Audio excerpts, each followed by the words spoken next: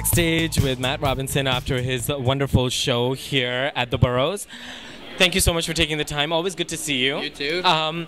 Let's jump right into it. This season, I noticed that you really played up the camo prints. Yep. They were really, really big this year.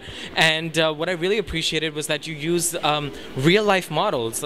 I felt that you didn't necessarily go for that scrawny, like, runway models that people are typically used to seeing. What was the thought behind all of that? We've wanted to do this for a while, and we've always had like a sprinkling of people that, you know, we knew and approached and asked to walk, you know, and in some cases they actually later became models because of that, like Yano, as a case in point.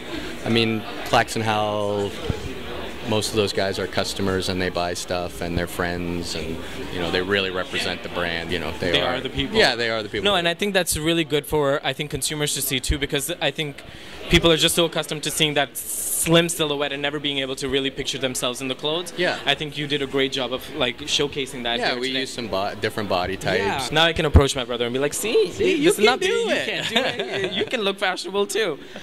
Speak about some of the inspirations for the collection, aside from like obviously the camo that we saw. Yeah. You really brought it in strong. Some of the same, you know, influences, classic menswear of the sort of, you know, mid 20th century.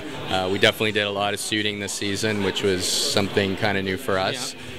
Really are trying to focus on that and sort of break the stereotype of Klaxon Howl. Yeah. I mean, they're still rugged pieces. They're pieces that you could deconstruct and wear just the blazer or just the trousers, or, you know, something cheeky like the three-piece suit with shorts, you know, that. I did like that. Yeah. I did like that.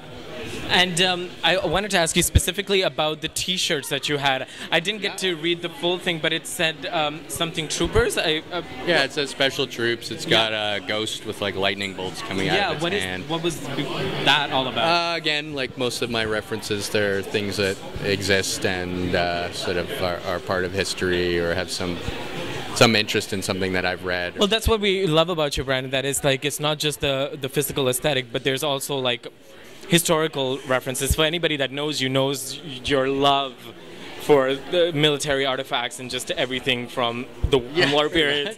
But that's amazing. Thank you so much for taking the time. Really appreciate it, and good seeing you as always. You too. Thank you for tuning in. We did.